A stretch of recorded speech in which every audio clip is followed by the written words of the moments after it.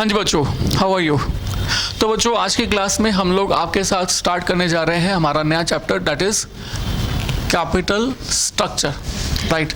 और ये जो कैपिटल स्ट्रक्चर चैप्टर हमारा है, this is the basic of the FM, this is basics of FM, right. तो आप मान के चलिए यहाँ पर आप एफएम के बहुत सारे बेसिक्स सीखने वाले हैं, नो डाउट। चैप्टर का कंटेंट तो है ही, इसके अलावा भी इस चैप्टर को मैं बेसिक्स ऑफ द एफएम के अंदर काउंट करना चाहूँगा, राइट। अब इस चैप्टर में है क्या, इस चैप्टर को समझने के लिए मैंने आपको कहा, देखो बच्चों, आप सपोज करो सीए बनने के बाद, सीएमए बनने के बाद, सीएस बनने के बाद, एक प्रोफेशनल डिग्री बनने के बाद एक कंपनी फॉर्म करते हो। पर किसी भी कंपनी को फॉर्म करने के लिए, बनाने के लिए, चलाने के लिए, प्रोजेक्ट को स्टार्ट करने के लिए किस चीज़ की जरूरत पड़ती है? पैसों की, राइट, फंड्स की, राइट। अगर हमारी ऑर्गेनाइजेशन में फंड्स नहीं हैं तो आप कंपनी फॉर्म नहीं कर सकते, राइट। चाहे वो वन मैन कंपनी हो, चाहे वो टू मैन कंपनी हो, पब्लिक लिमिटेड हो, प्राइवेट लिमिटेड हो, फंड्स हो चाहिए। और सर फंड्स का सोर्स कोई एक फिक्स नहीं हो सकता, we have different sources of funds.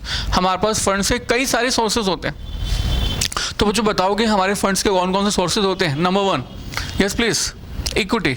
अगर हम अपने पैसे, मतलब कोई हमारा इन्वेस्टर जो कंपनी फॉर्म कर रहा है, अगर वो अपने पैसे इन्वेस्ट करे तो उसको हम क्या कहेंगे? इक्विटी। अगर वो अपने पैसे इन्वेस्ट ना करे बल्कि बाहर से बैंक से लोन ले, तो बैंक से लोन लेगा तो भी हमारे फंड्स हमारी कंपनी में आ सकते हैं।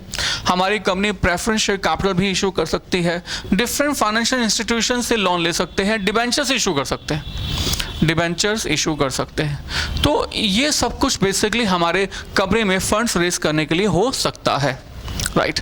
अब सर किसी भी सोर्स ऑफ फंड से रेज करें तो बताओगे इनमें से कौन सा source of funds the best है? सपोज हमारी कंपनी को जरूरत है 500 CR करोड़ की, राइट। तो बताओ हमारे इन सभी के सभी सोर्सेज में से कौन सा source of funds the best है? व्हाट डू से?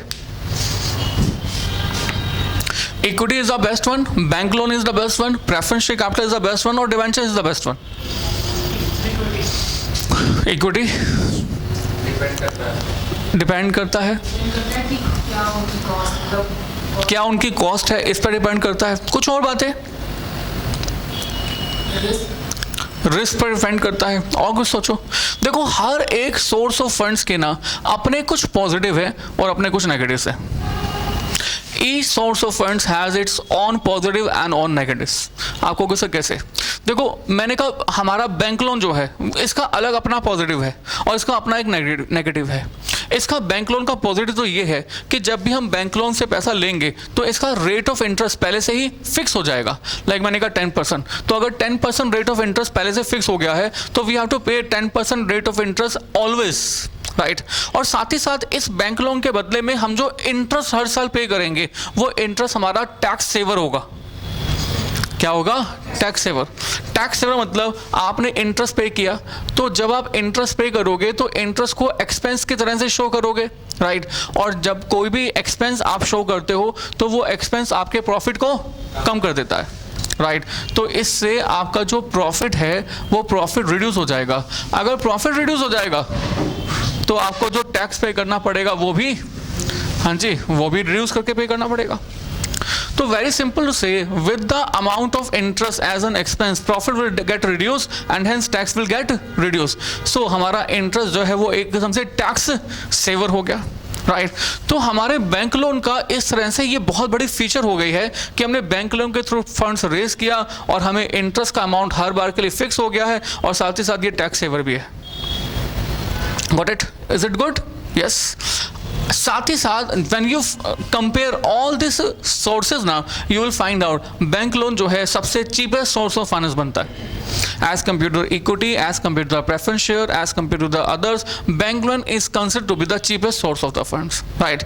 तो अगर ऐसा है तो हमें सारे पैसे बैंक लोन से ही लेने में क्या बुराई है?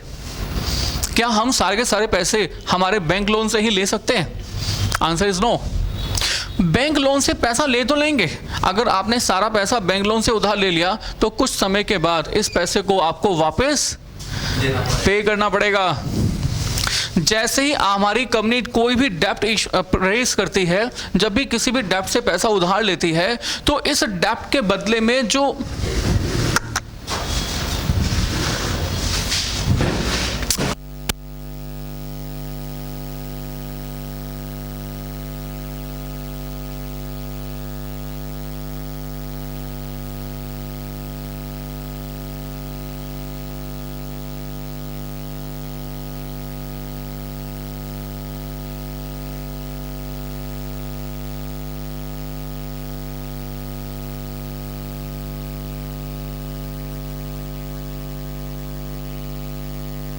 हाँ जी, जब भी हमारी कोई कंपनी फंड्स रेस करती है तो बच्चों बैंक से पैसा लिया तो बैंक को वापस भी तो पे करना पड़ेगा।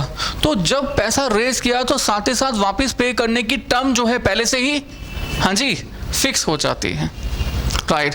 तो means date of repayment, like मैंने कहा सपोज करो कि टाइम डिसाइड हो गया है 5 ईयर्स, तो इस 5 ईयर्स का मतलब क्या हुआ कि अगर आज आपने पैसा उधार लिया है तो 5 साल के बाद वापस पे करना पड़ेगा।